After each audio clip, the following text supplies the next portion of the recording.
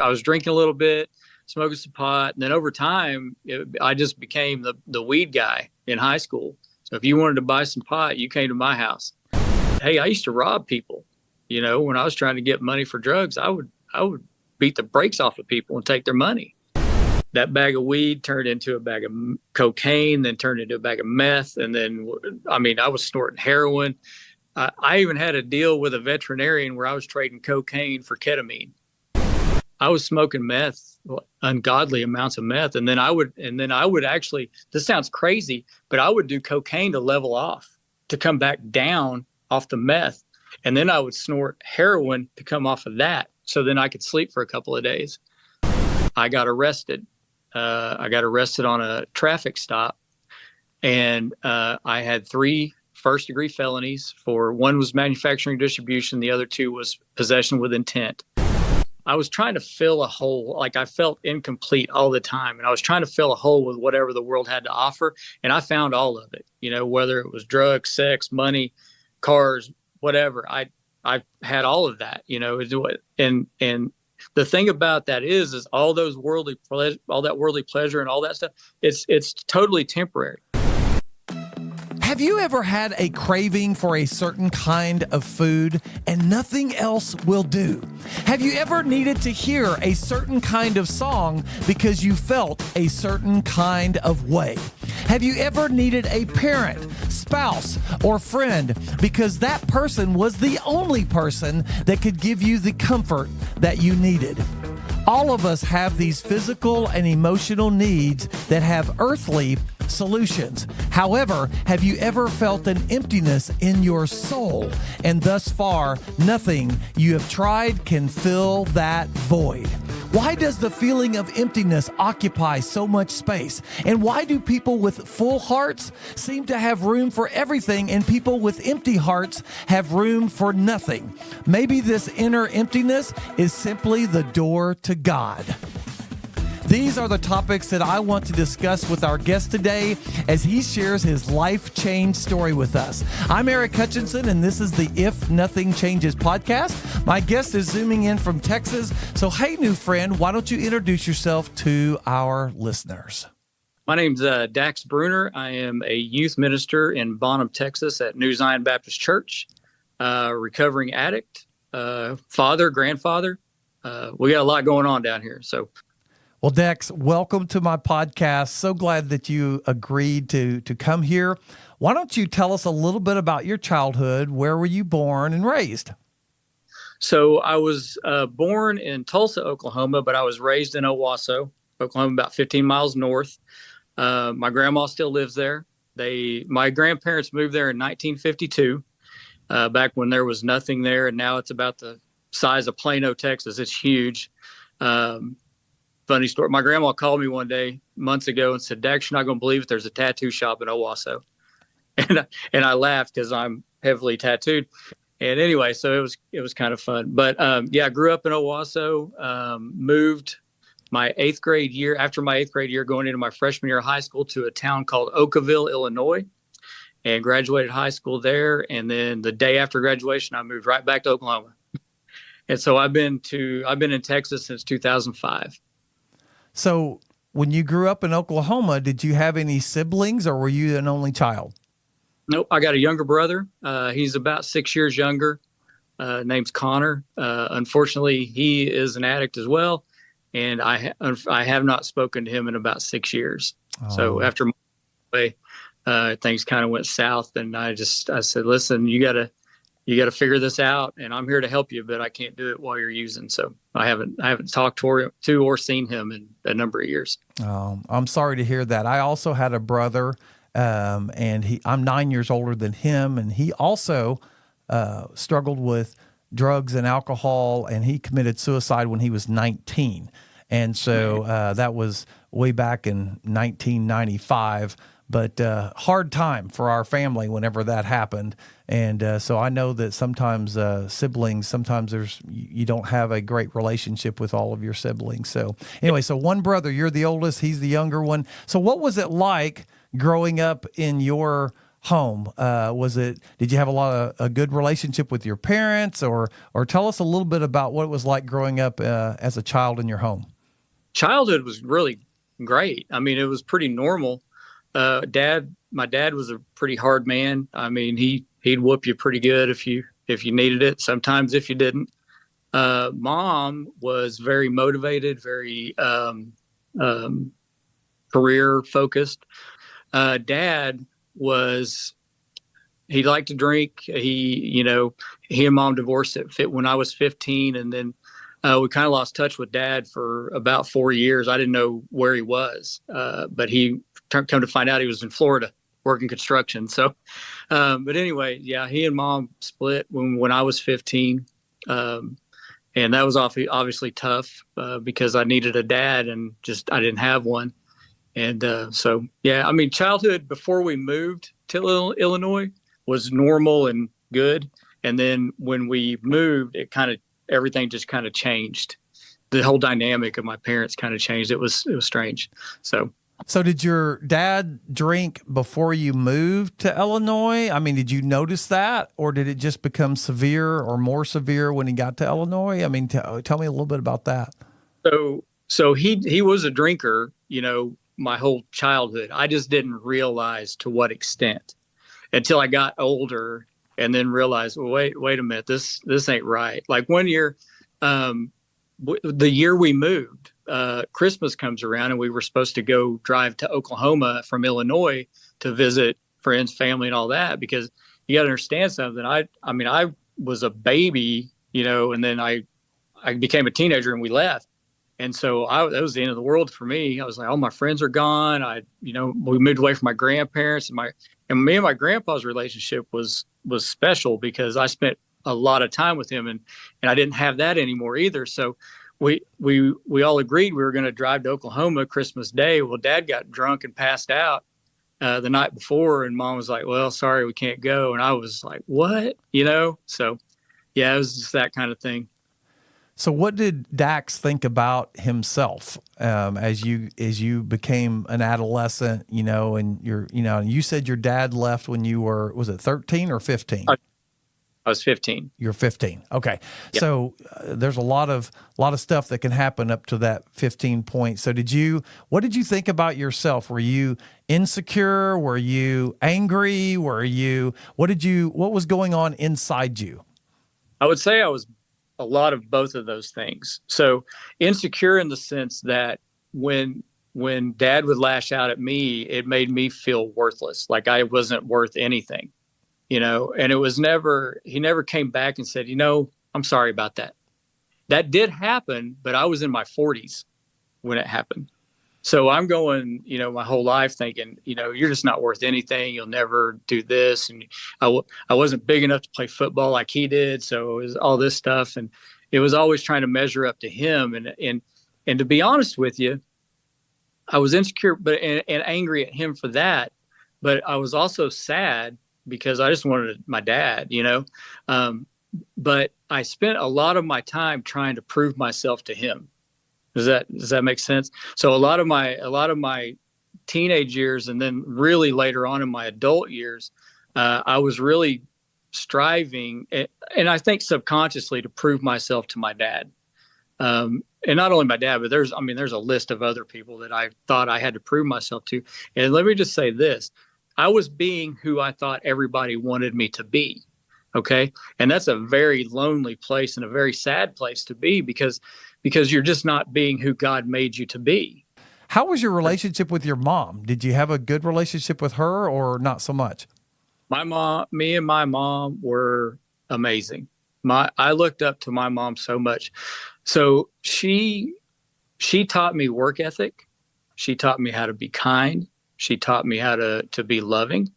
But growing up, she was in high school, she was a single mom. She was doing what she had to do to provide. And let me tell you, she provided. Was there any faith as a child? Did you guys attend church? What was it? Did you know about God at all? Or, tell me a little bit about the faith aspect of your family. So I grew up in a Baptist church, Bethel Baptist Church in Owasso, Oklahoma. My grandparents were two founding members. of that church. My grandma is still very active in church. She's 92, by the way. We moved away, and the town we moved into was actually a little German town in Illinois. Was not a Baptist church to be found anywhere. So you had a Catholic, Methodist, and Lutheran. Okay. So we landed in a Methodist church because Mom said, well, that's about the closest we're going to get. But I attended that for maybe a year, and then it just really fell off all through high school. And even in my young adult years, I never came back to church. So did you make a decision to ask Christ into your life as a child? And do you believe that that was sincere? I got to be honest with you. I sincerely don't believe I came to Christ until 2007. So let me ask you this, and let's get into a little bit of what was going on with you during adolescence, during your teenage years. So you were 15 when your dad left. Did that impact you greatly? And did you medicate with anything? I mean, what was going on in school? Because a lot of times, junior high and high school is when kids start experimenting or start, hiding things from their parents. I mean, what was going on during the teenage years for you? And was there any substance abuse there going on at all during that time? Yeah. So when we moved, I was a pretty good athlete. Okay. And so I tried to kind of fit in with the jock crowd, right? Well, I wasn't born there, so they wasn't having any of that. So then I thought, well, my grades aren't too bad. Maybe I'll kind of try to fit in with the smart kids or whatever. Again, same thing. And so it's one of those deals where you get in where you fit in, and I fit in with the drug crowd, right? And so, Dad left. I was kind of, on some level, I blame myself for them splitting up, and I know that's 100% not what happened. But in my 15-year-old mind, it was like, okay, that's what happened. So I hooked up with some friends, and they're like, hey, I got some weed. And I was like, cool. So I was drinking a little bit, smoking some pot, and then over time, I just became the weed guy in high school. So if you wanted to buy some pot, you came to my house. If you wanted to get some booze or whatever, you came to my house. But see, my mom was traveling a lot for work, trying to, again, provide for me and my brother. So I was in, a sophomore in high school. And so Mom would go on her weekly trip or whatever. And I mean, I'd have everybody at the house, and it was just party city over there. Where does a teenager who doesn't have a job get access to enough marijuana that they can sell it? I mean, did you have a dealer that you went to and then you were reselling it? I mean, how does that happen? Right. So I knew a guy where he would front me an ounce or whatever, and I'd take whatever I wanted out of the bag, and then I'd sell it for whatever the ounce cost, and I'd just keep flipping and flipping and flipping until you're making money at it. So yeah, I did it for a long time. So was alcohol involved in that as well, or did you stay away from alcohol? No, we drank quite a bit too. But we always had somebody go get it for us. That wasn't hard to do. Say, hey, I'll buy you a 6-pack if you buy me a 12-pack or whatever it was. But I mean, there was one time I woke up in the back seat of my Camaro in the driveway sideways and don't know how I got there. I woke up in a ditch one time with a bottle of Mad Dog 2020 next to me. Don't know how I got there. I always find this interesting. We tend to, repeat history. So your dad was an alcoholic. Was there nothing that a red flag that would come up in your head and go, well, I don't want to be like my old man. I don't want to be like him. I don't want to be an alcoholic. I don't want to drink. I mean, did that ever enter your mind at all or not? Yeah, it did, but I did it anyway.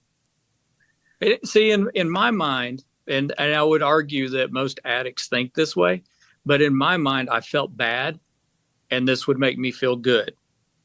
The reality of that is it makes you feel nothing. It just doesn't. It lets you escape for a temporary amount of time. But the problem is that you're creating more problems, right? Instead of facing your own, you're just out there creating more. Like anytime I was out there driving like that, I could have killed somebody. You know what I mean? Or I could have sold something that was laced and I didn't know it. I could have killed somebody. And for all I know, I did. I don't know that. And I was just talking about that with our pastor this morning. We were talking about some things that happened here locally where a young man was in a fatality crash and he killed someone.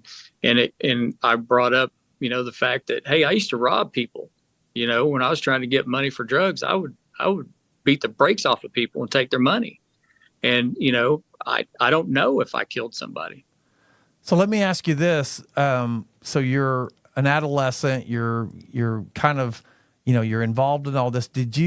What do you think you were medicating from? What were you said, you mentioned running, or were you running from something? Was there was it your family? Were you angry at your dad? Were you, or were you angry at your other friends or people that weren't your friends that judged you? I mean, what was the reason why you were going to drugs and alcohol? I would say all of those things, but mainly my dad, because like I said, when he left, my image of myself was zero. Like I had no self-respect. I had no self-worth.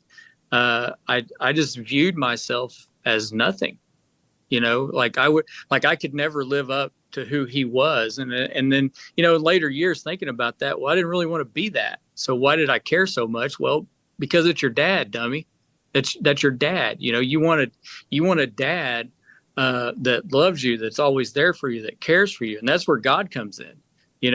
God is that father to all of us. And when I realized later on in life in my 40s that I was setting my dad up to fail too, because I had this image of what I wanted him to be, and he'll never live up to that.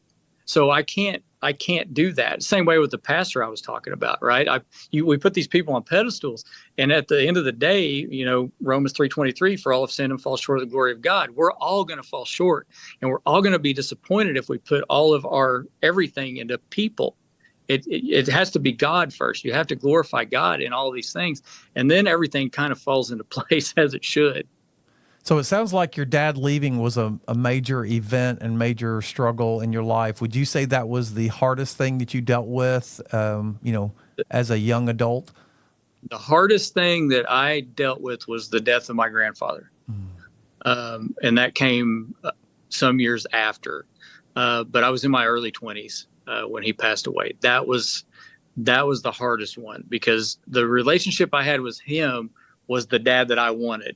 And I spent a lot of time with him growing up. Like when I was young, like 6, 7, 8, 9, I would go to the fab shop that he owned, and I would be on the floor with these welders and drill press guys and all these, these men. And that's where I grew up, and that's where I learned a lot of lessons too, that I would kind of engage later in life. So did you graduate high school or not? I did. Yeah. I graduated in 1990. Okay. Did you get a job right out of high school, or did you try to go to college? So a little bit of both. So the day after I graduated high school in Illinois, I loaded everything I had in my truck, and I moved back to Oklahoma and moved in with my grandparents. Aww. My grandpa that I, just talking about. So that day I stopped doing drugs. I stopped completely. I didn't smoke weed. I didn't drink. I didn't do nothing. I was like, I'm starting over. I'm not doing this anymore. And I just quit. There was nothing. I just made up my mind. I'm not doing that anymore. And I just didn't. Right. And so I moved in with my grandparents, and I attended Rogers State College, and I worked in a grocery store.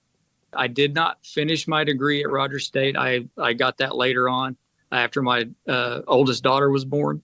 But I worked in the grocery store, got married to my first wife when I still worked at the grocery store. Like, it's like, oh, we're in love and that'll take care of everything. And I was making like $7 an hour, man. It was crazy. So how old were you when you got married? Because I didn't ask you about dating relationships and stuff. So I assumed that you didn't have a serious relationship in Illinois. You moved back with your grandparents. And is that when you met your first wife? Yes. So I actually knew her from years and years ago. Like I'd known her, golly, since we were in the 6th grade, probably. And that would have been 91, got married in 92. But yeah, and we were married for 10 years, and we have 2 kids together, and we can actually have a civil conversation now, but it was pretty rough there for a while. So let me back up just a minute. So you move in with your granddad, and your granddad's a Christian. Your dad, it sounds to me like he's a strong follower of Christ. So, and you dropped the drugs and alcohol and everything. So, that's kind of a drastic change. So, did that change continue in his household? Or did your girlfriend, did she agree with that? Or was there some conflicting in your morals there? Because it sounds to me like your granddad's a strong follower. You were close to him. You moved back in with him. Did you stay on that straight and narrow, or did you start to go back at any point? So I started going back, and this is what I teach to kids when I teach is your friend group matters. Who you give access to matters, because like it or not, they all have influence on you, right? And so when I got back to Oklahoma and I started we were dating and we were actually going to bars and things like that, which I wasn't even old enough to get into. But I was back around it a little bit. Now I wasn't, doing it to get blackout drunk or anything, but I was socially drinking and stuff like that, but nothing beyond that. But not to the point where, it got to be an issue for my grandfather or me or anything like that. But for me, when I kind of went off the rails again, and that's coming up in the story, but when I kind of went off the rails again, it was always these dramatic events would happen. And I would be like, man, I just don't want to deal with this. And back then, I didn't understand the power of God. And I didn't understand that you can lean on that power to get you through, because you can't, it's like when you're a drug addict. I never met a drug addict that said, you know what, I really want to be a drug addict. They always say, I'd get clean if I could. And well, you can, but without God, there's no recovery. I don't care what anybody says. Long-term recovery without God does not happen. And if people want to beat me up over that, by all means do it. But I'm living proof that that's true, because I've been clean 17 years and I haven't touched anything since March 31st of 2007. So let's go back to, you moved in with your grandparents. Did you get connected or married to your wife, your first wife, before he died, or did he die before you got married? Before he died. I married her like 4 or 5 years before he died. Oh, okay. Yeah, she was around them quite a lot. So in 1992, before we got married, I moved out of their house and we got an apartment. And, we were doing our thing, living on our own and all that stuff. And then we got married. And then we had 2 kids. We were married for 10 years. And in the midst of all that, 3 things happened. My grandfather passed away. We got divorced, and I lost my corporate job. So I had 3 pretty major events happen within 6 months of each other. And so I just went off the rails, like literally off the rails. And this would have been about 2003, 2004. Okay. And I mean, the second I lost my job, I was like, well, I got nothing else. So what am I going to do now? And I didn't have my grandpa to call. I didn't know where my dad was. Mom was up in Missouri. She would kind of try to talk me through it, but that wasn't working. And so I made a call to a guy I knew and said, bring me a bag of weed. And he did. And then that bag of weed turned into a bag of cocaine, then turned into a bag of meth. And then, I was snorting heroin.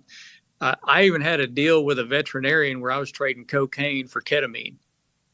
I was going crazy. You see me in this picture right now, I weigh 180 pounds. I was walking around about 125. Wow. I look like death.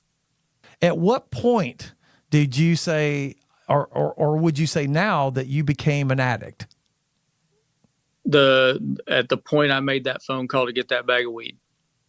Because I knew exactly what I was going to do, and I didn't know the progression that was going to happen, but I was going to smoke that weed until I didn't feel anything. Right. And then when that wasn't enough, I always talk about, I was trying to fill a hole. Like I felt incomplete all the time. And I was trying to fill a hole with whatever the world had to offer. And I found all of it, whether it was drugs, sex, money, cars, whatever. I had all of that, and the thing about that is all those all that worldly pleasure and all that stuff, it's totally temporary. It does not last. So you got to keep filling it and keep filling it, keep filling it until you can't anymore. And you'll either end up in prison or dead. And that's where I was headed. And I'm not there yet in the story either, but that was the progression, like I was smoking meth, ungodly amounts of meth. And then I would actually, this sounds crazy, but I would do cocaine to level off, to come back down off the meth.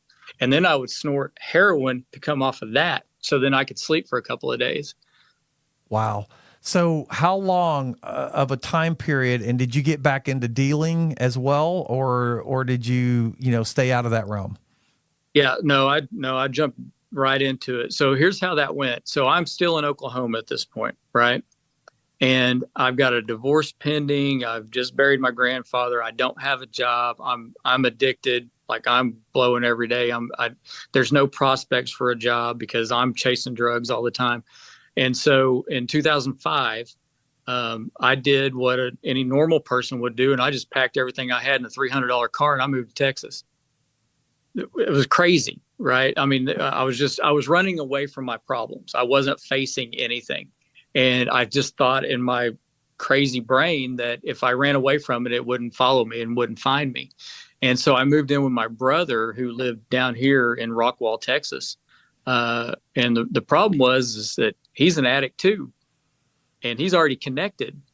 So I moved from one situation down here to another, and I hit the ground running. I mean, I had connections for everything I ever wanted down here.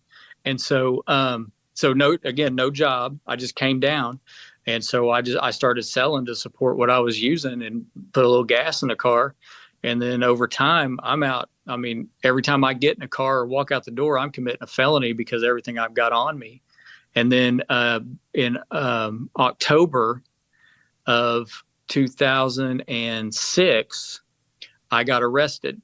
I got arrested on a traffic stop, and I had 3 first-degree felonies. One was manufacturing distribution, the other 2 was possession with intent. And here's the crazy part of that story. Had I got arrested the day before, I would have went down on a federal trafficking charge because I had so much drugs in that car. So now I am carrying 3 felony charges. My then girlfriend, now wife, okay, who, by the way, never participated in that life. Never. I was so good at faking it, she didn't know to what extent I was doing it. She knew I smoked a little pot, but I was really good at putting on a front. Like I was working at a power company in their finance department at this time. Okay. So I had a temporary job that turned permanent, but my drug use got so bad, I lost that like that. So I'm out, going crazy. And so anyway, so I got arrested. She comes and bails me out. The 2 weeks between when she bailed me out and when I was supposed to check in for my bail people, we flew to Vegas and got married. Crazy, right? So we get married. Okay. We get back from Vegas, and now I've got real problems because I've got a divorce. I've got to pay child support. I've got an attorney that I can't pay for. I've got bond fees I got to pay that I can't pay for. I got all that. So what do? You go right back to selling, right? So I went right back to doing what I was doing. Within less than a week, I get arrested again. Another felony, possession with intent, another first-degree felony. Now, each first-degree felony in the state of Texas carries a sentence of 5 to 99 years. So I'm looking at 20 to 400 years in prison. So minimum 20, maximum life, okay? And so I'm like, well, my life's over. So I'm going to run and I'm going to do all the drugs I can do. And when they catch me, cool. And then if they don't, I'm going to keep going, right? So my first court date was March 31st of 2007. So March 30th of 2007, I am in a trap house in Oak Cliff, Texas, right? South Dallas, which don't ever go down there if you don't have to, because it's bad news. It's like East St. Louis, Missouri when I was growing up. So I'm down there in Oak Cliff. I'm in a trap house. There's a lady sitting next to me, got a needle in her arm. She's nodding out from heroin. There's people doing whatever they're doing all through this house. And something inside of me just kept saying, you have to go to court. And I was like, nope, I am not going to court. I'm not going to deal with this. I'm going to prison anyway. I'm going to have as much fun as I can, as long as I can. Right. But it just kept going and going and going. And this is the Spirit of God working on you. And I'm like, I'm not going to court. I'm not doing it. And then finally, it must have been 2 or 3 in the morning. I was like, fine, I'll go. Cause I just could not get that thought out of my head. Well, I got there by bus. I did not have bus money, nor were there buses running at 2 or 3 in the morning. So I did what normal people do. And I stole a car from the lady that was sitting next to me with a needle in her arm, grabbed her keys, and I stole her car. And I drove it all the way from South Dallas to Plano, Texas, where my wife had rented a studio apartment because I had lost our house, our cars, everything we owned. I lost it. It's gone. It went to either legal fees or up my nose. And so anyway, so I stole this car. I show up at the apartment. It's like 3 in the morning. Didn't expect her to open the door, but I needed gas money because I wasn't going to make it to McKinney. Didn't know anywhere else to stop. So I'm knocking on the door at 3 a.m. and, glory to God, she opened the door, and I said, look, I know you don't want me here. I know, I've done all these things and my life's over and I'm going to prison. I said, but I need $20 to get to court. And she let me in, and we sat and talked for, quite some time. And the gist of it was, she says, if you're here when I get back, maybe we can give a go, have a stab at it. And I was like, okay. And she did not expect me to be there. Okay. This is one of those deals where we were married for that long, and she was like, maybe the trash will take itself out and he'll go to prison, and I'll just get a divorce while he's there, and we'll be done. So my wife leaves the apartment, right? I'm sitting there with my $20 in this studio apartment by myself. It was about 2 hours before I had to go to court. And I'm just sitting there, and I'm just weeping. I'm just uncontrollably, I'm just emotional. And I finally just hit my knees and I cried out to God. And I'll never forget what I said. I said, I do not want to die, but I cannot live this way. I've done it my way for this long, and it's time to do it your way.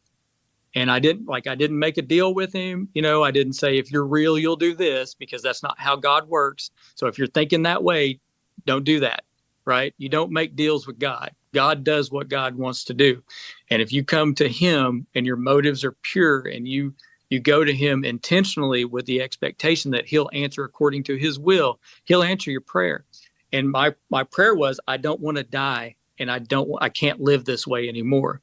And right then, I have never done drugs since that moment. I've never wanted drugs since that moment. I never had a withdrawal. I never got sick. I to this day have not had the urge to do any drugs since that day. And that March 31st of 2007, if you can see it on my hand right there, that's tattooed right there. I'll never forget it. And so I went to court, showed up, and I must have smelled terrible. I'd been up about 4 days. And my attorney, who I had not paid for, by the way, comes out. And he saw me, and he was like rolling his eyes and shaking his head. And he goes, I got you a continuance for 60 days. He's all mad at me because I ain't paid him. Right. I don't blame him.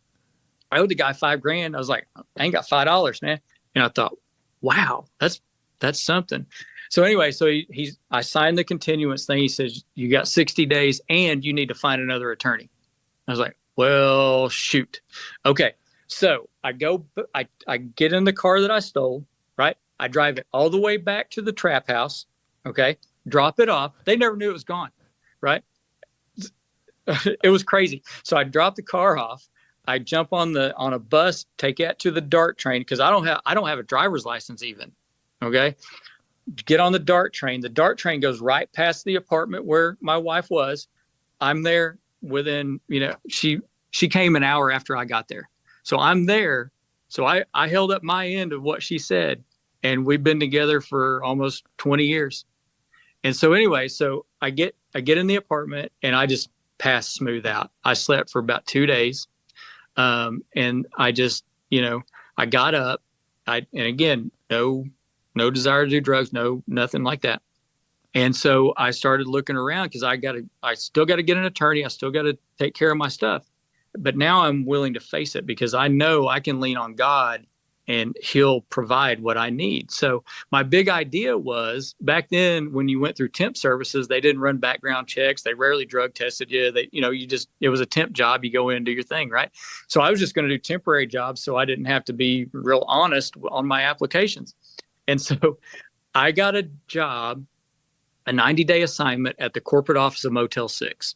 So I did corporate collections for years. That was my gig. I loved it. It was like making prank phone calls and getting paid for it. It was amazing, right? But remember, I said that when I cried out to God, that's when I decided I'm going to be who Dax was made to be. I'm going to be who God made me to be. So I went into that job. I'm just going to have fun. I'm going to do this the way I want to do it. And if they get rid of me, guess what? I'm going to go to another temp job and I'm going to do the same thing until it hits. Well, here's the thing. When I went to Motel 6, I was there about 2 weeks and I was responsible for a few $1 million collections, right?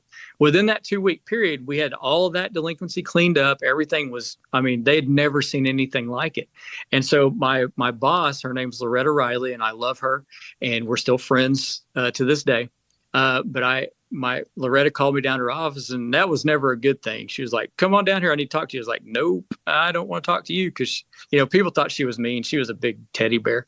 But anyway, so I went down to her office and she said, "Hey, I'd like to offer you a full-time job." And I was like, shoot, I didn't want her to offer me a full-time job because then I'd have to be honest about who I was and what I'd done. And I said, "Okay." I said, "Here's the thing. I am on bond for 4 felony drug charges right now. I don't know how it's going to play out. I don't know what's going to happen." I said, "All I know is I've got a continuance and I've got about 45 days left on it." So Loretta smacks me in the back of my head, and we walked down to the CEO's office and went in there and had a talk with him and told him kind of the circumstances of what happened. And he said, "It wasn't theft." And I said, "No, it wasn't theft." And he said, "Hire him." And they hired me. And I worked there almost 9 years doing corporate collections. With 4 felony charges. Wow. Yep. And this just proves that if you're honest about who you are and what you've done, and, people will give you a shot. So I have a question. So back to when you were on your knees, crying out to God, Romans 10:9-10 says, "If anyone will confess with their mouth Jesus as Lord and believe in their heart that God hath raised him from the dead, you will be saved." Do you feel like that was your salvation moment? Do you feel like that's when you accepted Christ and he entered your life? That's 100%. That was the day, the time. That was it, because I felt it. I felt it, and I feel it every day. Right? People ask me all the time, "How come you smile like an idiot walking through Walmart all the time?" I was like, "Because I'm filled with the Spirit of God. I got no reason to be sad or frown or any of that." I truly believe that. So what happened to your court case? Did you go to jail? Okay, so here's the thing. Here's what happened. This is crazy, okay? Now, if your listeners do not believe in God, listen to this, okay? There's no other explanation that I'm sitting here right now except God made this happen, okay? Okay, so like I said, I have 4 felony drug charges, right? Each one carries a sentence of 5 to 99 years. The prosecutor came to me, said, "Listen, if you plead guilty, I will give you 15 years in state prison in Huntsville." And I said, "No." So what happened was I lost the first attorney, right? So I thought, well, okay, so if I can't afford one will be appointed to me. That's what they told me on television, right? That is not true. They don't do that, okay? They said I made too much money. I didn't make any money when I went to ask them for this help, right? So I had to get an attorney, all right? There's some bad news because I don't have any money. So my wife says, "Hey, we should call my dad." And I said, "Absolutely not. That's a terrible idea. I just married you. Your dad doesn't know me from anybody. Why in the world would he want to help me?" So we called her dad, okay, because my wife gets what she wants. So we called her dad, and he said he hung up the phone. I kind of told him what was going on, and I said, "Listen, I need an attorney. I need some help." On and on and on. And he goes, "Let me call you back." Within a few minutes, he calls me back. He gives me an address. He said, "Meet me at this address tomorrow, 6 p.m. It's like, okay, cool. So we show up to this attorney's office, very nice office building, all this stuff. So there's me, my wife, my father-in-law, and an attorney. Her name is Dawn Headland. So I did the whole thing, and the meeting's over, and Dawn, the attorney, she was like, okay, now, based on what I know, this is what it would cost. You are probation eligible, but I mean, you're a habitual offender, so you're probably going to go to prison. I was like, shoot. She goes, now, how much prison? We don't know, but we can try to work that out. And I was like, okay. It takes 2 years to go to trial. So what happened was, I'm still working at Motel 6. I'm still clean. I'm still doing everything I'm supposed to do. I'm checking in with my bondsman. Everything is cool, right? So my new attorney, Dawn, she is getting continuance after continuance after continuance, right? She would go in and say, oh, sorry, Judge, I've got a medical procedure. I need a continuance. I've got this. I need a continuance. My client can't be here. I need a continuance. 2 years she did this. And she says, this is simply so you can make sure that everything you do is to please that judge. Everything you do. And so the day finally comes for trial. Dawn goes, okay, I'm out of continuances. All right, we got to do this. And I was like, cool, let's do it. Because by now I'm just like, man, I'm sick of this. I got to ask for permission to go wherever I want to go, and I got to do this and whatever. And so we show up to court, and there's a whole bunch of witnesses against me that are there. The cop, the lab, a few other people were there. The prosecutor's there, my attorney, my father-in-law, his wife, and my wife. That's it, right? So the attorneys go back into the judge's chambers, and Judge Dry, his name was Judge Joseph Dry, and he was notorious for having back issues. Okay, like his back hurt him a lot. And apparently, while they were in chambers, he was like, man, my back is killing me today. And, just crying about his back. And so the prosecutor comes out, making an assumption that they're going to continue my case again because the judge doesn't want to hear it. He sends everybody home. Every witness against me got sent home. Okay. My attorney is still in there saying, okay, Judge, what are we doing? He was like, let's go. We're having a trial right now. So we go in, and the prosecutor is just crying about it. He's like, well, I sent everybody home. And the judge was like, I don't know who told you to do that, but we're having a trial right now. So unless you can get them back in the next 5 minutes, you're it. And so that was it. So I was called to the stand. My wife was called to the stand. And really, the only question he asked me, he said, Mr. Bruner, do you expect us to believe that you're not on drugs anymore? And I leaned into the microphone and said, with all due respect, it's your job to prove that I am. And I leaned back in the chair and I was like, I'm done. That's it. And so he said, no further questions. And I was like, you're crazy. So I'm an idiot. I'm not a smart man. Okay. But I could have put me in prison. That's what I don't understand. And so when I say God had everything to do with this, there's no other explanation. None. So anyway, so I get down off the stand, and there was no more witnesses and no further questions. Judge goes into his chambers for under 5 minutes, comes back out, starts reading off all my charges. And he says, Mr. Bruner, I don't know if you're a legal genius or the luckiest man in the world. He said, but I suggest you buy a lottery ticket because you're not going to prison. And he gave me 10 years probation, which is the max you can get in the state of Texas. And I finished that about 4 years ago. Wow. What an incredible story. That is just amazing. Do you look back and just see how God's hand was in all of that? So after that was over, what a relief you must have had, whenever he came out and said that. You probably jumping for joy.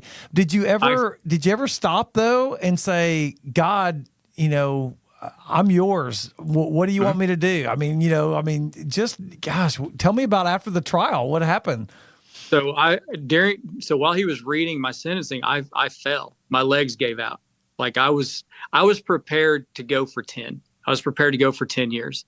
And when he said probation and deferred. So I only carry one felony on my record now because I completed my probation.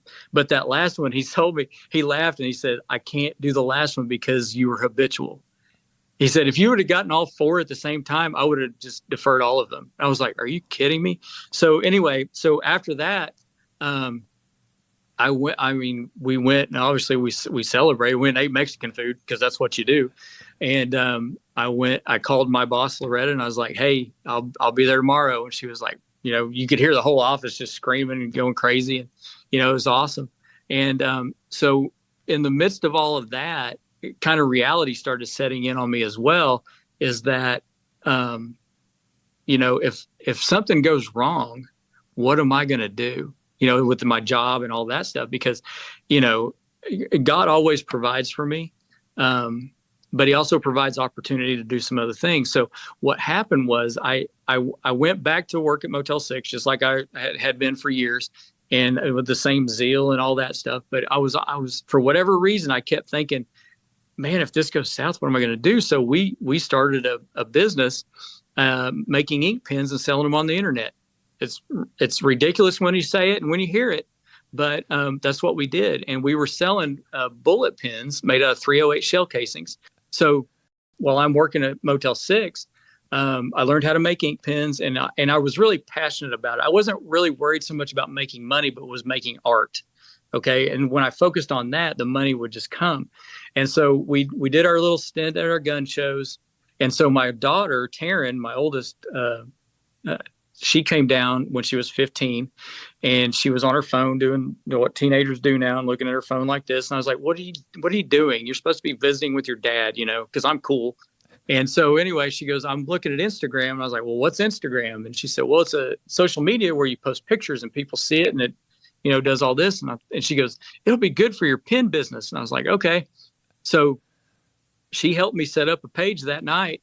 And so what happened was I hooked up with a guy named Austin Weiss. He was an NRA spokesman. And so I'm selling bullet pens. So that was a natural fit. And he had 450,000 followers on Instagram.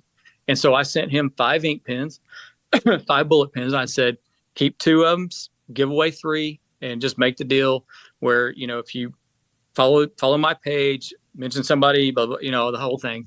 And within, a few days, we had 20,000 followers on Instagram. Wow. And over the period of couple of years, maybe 3 years, we built it up to 44,000, I think, when we closed that page finally. But every time I would post a picture, we'd probably make $1,000, and I was posting 3 times a day, Wow. But our best year, or our best month, we made $50,000 selling ink pens. Wow. Best year, we made close to $800,000. Oh my word. And we were doing all of that while I was still working at Motel 6. So basically we were working 20 hours a day to keep up with production. I mean, we got to the point where we were running TV ads on Glenn Beck's network. And we were paying $10,000 a month to run TV ads, but we would make $15,000 a day selling ink pens. Yeah, it was crazy. And so in the midst of all that, I quit my job at Motel 6, and, we were doing the pen business. And about 2 weeks after I quit my corporate job, she goes, you know what? I think we should move. And I thought, are you kidding me? She was like, yeah, the neighbors are too close. I just don't, whatever. I said, okay. So, but if we move, we need a piece of land and we need to build a shop. Okay. Because at this time we were renting warehouse space in McKinney, and it was expensive. And so, I was like, if I got a shop I can walk to, it'd be great. So we found a place in Gober, Texas, Gober, Gober, Texas. And there's more cows than people in Gober. Okay. And so we found a house in 10 acres that we were able to write a check for. We didn't have a house payment anymore. It was amazing. Built a shop, and we worked that business for another couple of years. But in the midst of working that business, my wife comes to me one day and says, you know something? I think I'm going to read the Bible in a year. And I said, well, that sounds great. Do it. I've read it. My mom made me. So you go do that, and I'll keep doing what I'm doing. And so every so often, as she was reading through, she'd come out to the shop. She'd be like, hey, this story is amazing. Did you know this and this and this? Like, matter of fact, I did. And we'd get to have really good discussions about the Bible. And the year was done, and she comes out and she goes, okay, I finished the Bible. I said, great. And she goes, but I think there's more to it, and I think we need some help. I said, well, sounds like we're going to church. So there was literally a tiny Baptist church 30 seconds from our house. We could look out our front door, and there's the church, right? Gober Baptist Church. So, I mean, you just had a miracle happen in court, or, with that judge and all of that stuff. So that didn't push you into a closer relationship with God. I mean, did you just kind of like, whew, I got through that and I'm moving on? Or, I mean, what was going on inside? To be honest, yeah, that was kind of it. I was like, well, thanks God. And then I kind of went on about my business. But I will say this, God's hand was in all of it. Okay. because everything that leading up to sitting here right now was preparing me to do what I do now. Right. So the pen business gave us financial freedom to do ministry and not have to worry. So when we went to church that first time at Gober Baptist Church, okay, we walked in, and my wife's heavily tattooed as well. And you have to understand, this is a congregation of about 60 people, and they're all rural. Okay. They're ranchers, they're farmers, they're, homesteaders. Okay. And they all knew us because we were the weird people that lived next to the cemetery. Okay. But we walk in, and it was like, oh my gosh, they're here, right? So when we walk in, there are 3 pews full of youth age kids, and I thought, this is unbelievable, right? Because if you look at the church from the outside, it's just a little white frame building country church, okay? And if you got 3 rows of teenagers, man, you're doing something. So we come in the next week and there's 1 row, and we come in the next week and there's no kids, and I'm like, okay, now what's happening? So I started asking questions. I'm like, well, so you had like 60 kids in here. What's going on? And they said, well, that you came the week after camp. The businessman in me was like, well, you're not getting a real good return on that investment now, are you? And so I asked him, I said, well, what are you doing to keep that going? What are you doing to keep it throughout the year? And they, well, not much. We don't really have anybody to, blah, blah, blah. And I looked at my wife and I thought, oh man, we've been called to youth ministry. Because I couldn't shake it, So I went to the pastor and I said, listen, I'd like to help you start a youth program here. And he was like, yeah, let's do it. And we started Wednesday nights. And what happened with the business was, over time, it started interfering with ministry. And so we made the decision to close that business and dive into ministry. And that's what we've done since then. But anyway, so we were at Gober for a number of years. Grew the youth group, and everything was going well. And I think what happened over time was the youth group kind of got bigger than the congregation, and it was causing some friction. And so we had an opportunity to come to New Zion, which I serve at now, and it's worked out amazing out here. We love it. So we've been here since December of 21. And so when we started, we call them the 4 OGs. There were 4 kids here. None of which would look me in the eye. Most of them were scared of me because of how I look. And, they just weren't used to somebody kind of as outgoing as I am and stuff like that. And so those 4 OGs are still with us. And they've actually turned into leaders in the group. So we have a lot of help with that. But we just I think we average now about 35 kids on a Wednesday night. We are growing weekly out here. It's very exciting to see. Well, that's awesome. So it sounds like you and your wife are head forward into the youth ministry, and that God's doing a work there. And 17 years sober, right? 17, yeah. Just past 17. So March of next year, I'll be 18 years. Fantastic. Yeah. So who is Dax Bruner? What's your identity? My identity is a lover and follower of Christ. That's my identity. And then everything else falls under that, right? Because if I am doing that, and I'm doing that as best I can, then everything else just falls into place. So if someone is listening and they hear your story, and you mentioned trying to fill that void as a young person, fill that void with everything but God, what message do you have for someone who's saying, hey, I haven't found the answer? What's the first step? Where do I go? So if you're trying to fill a hole, that is a God-sized hole. Okay. And only God can fill it. And I'm living proof of that, guys. I am not here telling you anything but that. I am living proof of that. And I chased everything the world had to offer, and I found it. Okay. And every bit of it was temporary. Not one thing in that life stayed with me. Nothing. But my advice would be to surround yourself with people who are living how you want to live. And through that, you'll find it. You'll find it. Dax, thanks so much for sharing your life change story with us. Hey, if you are listening today and you feel empty, maybe like Dax, you have tried to fill that emptiness with all kinds of earthly solutions. There is only one solution to your problem. Romans 15:13 says, "May the God of hope fill you with all joy and peace as you trust in Him, so that you may overflow with hope by the power of the Holy Spirit." There is a God-shaped void in all of us, and it can only be filled by Him. Jesus Christ can change your life and fill the emptiness within, just like He did for Dax. However, if nothing changes, nothing changes. See you next time.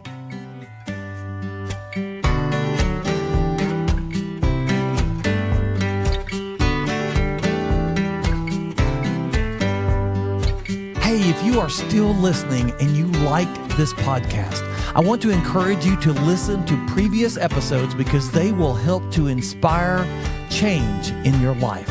Also, if you like what you hear, please leave a positive review because it helps to bring this podcast to others.